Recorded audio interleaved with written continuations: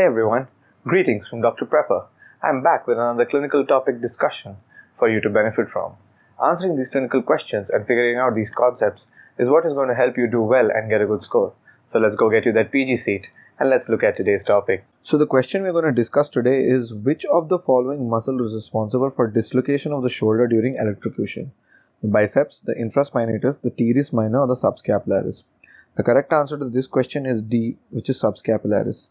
So basically, to answer this question, you need to have a multitude of concepts, all of which are related to a common topic, which is the rotator cuff muscles. So let's look in detail at the rotator cuff muscles, which will help us answer such questions. So the rotator cuff muscles form a protective cuff around the shoulder joint and help in its movements. They are 4 in number, which we are just going to talk about. Sometimes they are also expressed as 5 muscles. So how they are either 4 or 5 in number, we will look at it soon enough.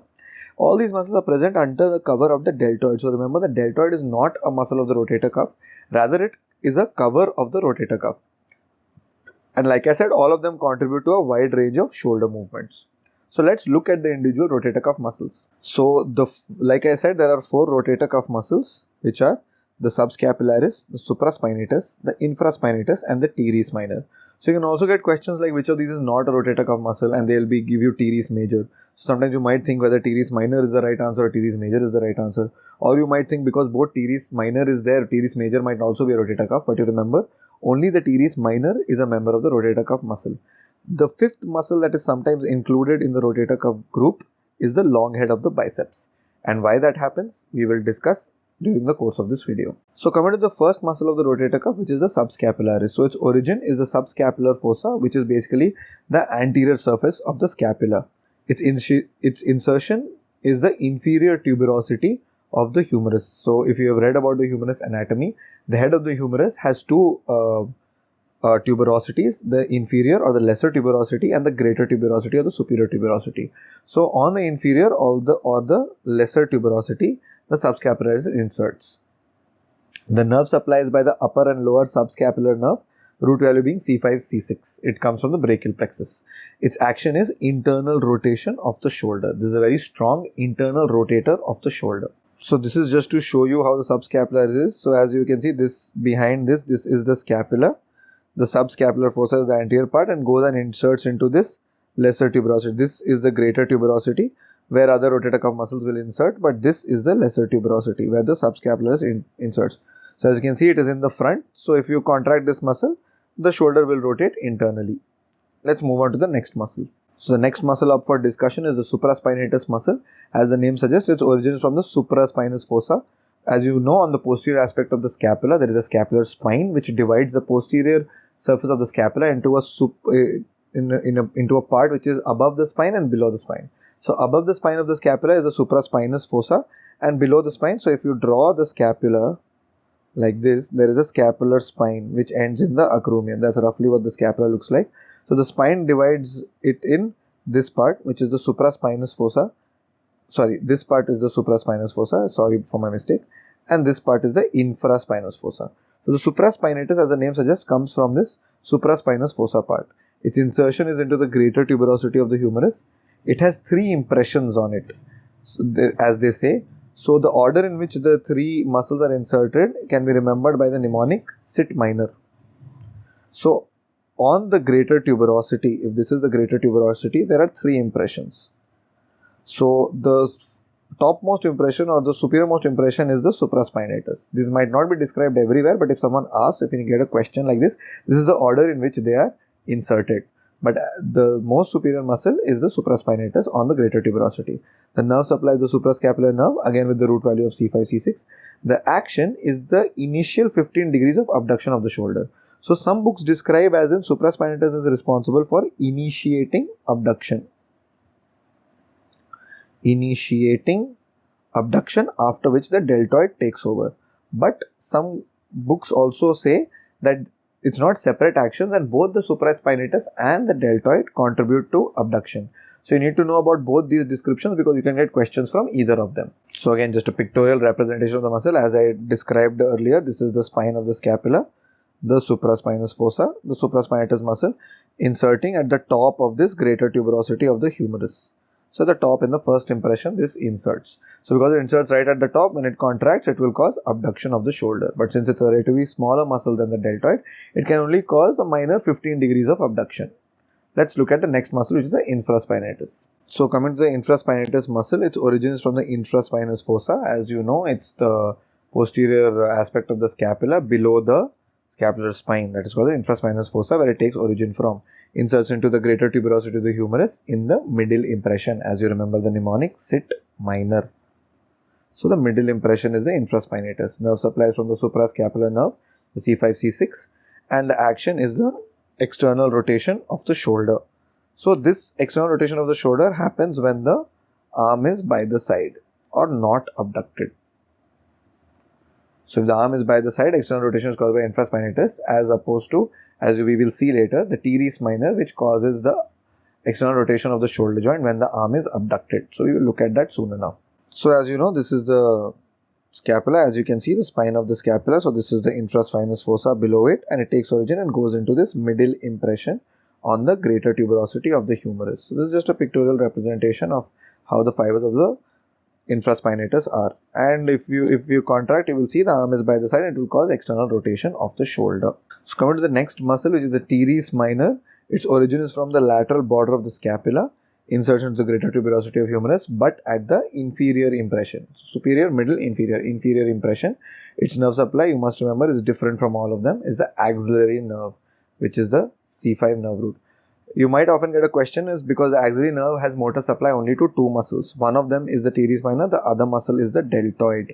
So you can get that question also. Which of these muscles is supplied by the axillary nerve, or which is the only other muscle to be supplied by the axillary nerve. So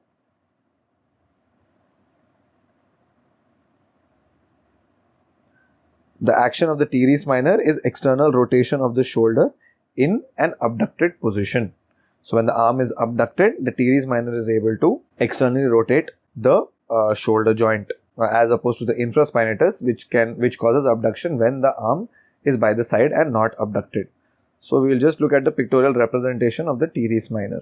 So this is just a representation of the teres minor. As you can see, the lateral border of the scapula is where it takes origin from and goes and inserts into this, the inferior most impression on the greater tuberosity of the humerus. So it is able to it is able to externally rotate the shoulder joint when the arm is in an abducted position. So I wanted to give you guys a small demonstration of how the rotator cuff muscles actually work. So as you can see, the shoulder joint with the bulky muscle on top is the deltoid muscle, which is not a rotator cuff but covers the rest of the rotator cuffs. So then the subscapularis muscle comes from the subscapular fossa and inserts into the lesser tuberosity of the humerus. And as you can see, as it is in the front, when it contracts, it gives you internal rotation. Supraspinatus from the supraspinous fossa on behind here, which comes from here, comes all the way across and attaches on the superior impression of the greater tuberosity. So when it contracts and it's a small thin muscle, it gives you some degree of abduction, like the initial 15 degrees. It's not a bulky muscle like the deltoid to give you full abduction, so a small degree of abduction. Then you have infraspinatus, which comes from behind, lower down, and attaches on the middle impression of the greater tuberosity. So when it contracts and the arm is by the side, it gives you external rotation. Similarly, the teres minor, when the arm is abducted, comes from the lateral border of the scapula, inserts into the inferior impression of the greater tuberosity of the humerus, and when it contracts, it gives you external rotation. So that gives you a fair idea about how the rotator cuff fibers are distributed and how they cause the respective action. So this is the fifth member of the rotator cuff, which some people agree with and some people don't. So why is the biceps the rotator cuff? So as we will see soon, the origin of the long head of biceps, it's actually the long head of the biceps. You know, the biceps means two heads. So the long head of biceps is actually runs between the, so if you look at the humeral head, this is the lesser tuberosity and this is the greater tuberosity. This groove in the middle is called the bicipital groove. So the long head of biceps takes origin from the supraglenoid tubercle and the tendon runs in this bicipital groove. So that is why it acts as a very important stabilizer of the shoulder joint. That is why sometimes it is counted as an additional fifth member of the rotator cuff. Its insertion is in the arm, in the upper limb, in the form of the bicipital aponeurosis that you know, where it combines with the brachialis muscle. The nerve supplies the musculocutaneous nerve, which is from the lateral cord, which is again the nerve supply, the root value is C5 to C7. Its action is flexion of the elbow, but that is not actually the action why we are discussing it here. It's because it's an important stabilizer of the shoulder joint, and that is why sometimes it is counted as an additional rotator cuff muscle. So this is what I wanted to show you. As you can see, that's the supraspinatus. As you can see, this is the short head of the biceps, which comes from the coracoid process. So the question for you, if the long head comes from the supraglenoid tubercle, where does the short head come from? So the short head comes from the coracoid process. Another small tidbit for you to know.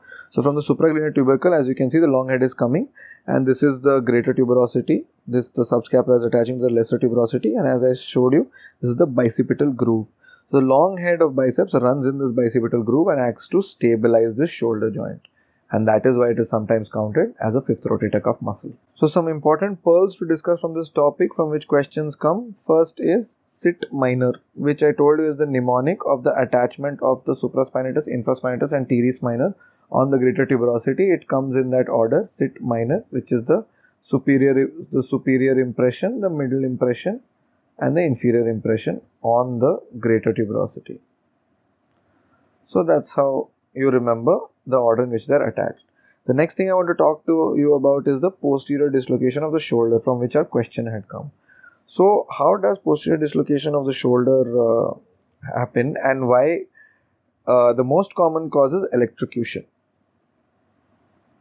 I don't know if you know, but the most common dislocation of the shoulder is actually anterior dislocation of the shoulder and not posterior. Then why in electrocution posterior dislocation happens is because when your body is electrocuted, all the muscles go into spasm.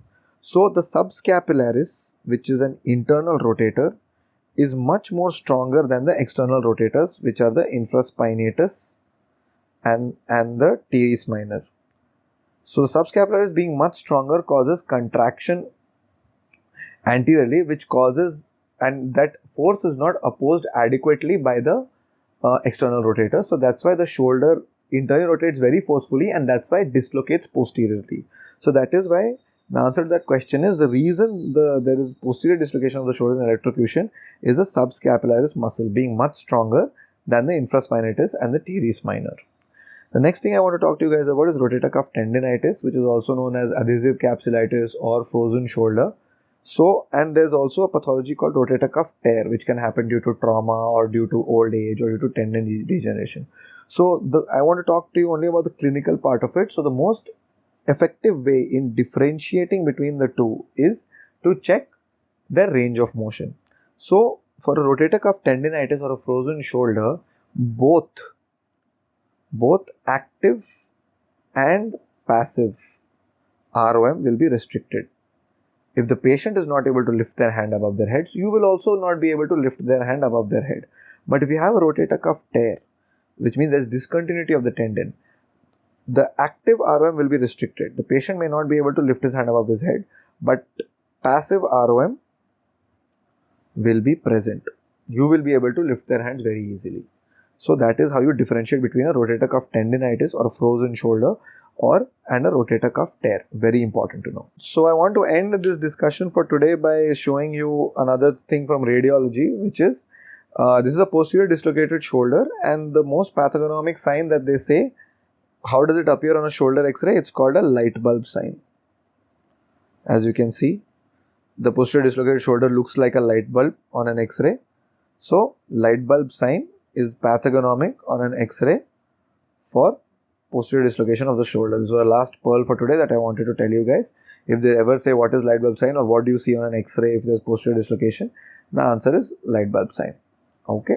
So with that last tidbit, it brings us to the end of today's discussion. Like the video if you liked what I had to say. Share the content if you want others to benefit from this also, and subscribe to the channel to continue taking part in such discussions. If you want me to cover any specific topics, let me know in the comment section. So, all the best, keep up the good work, and all the best for your NEET.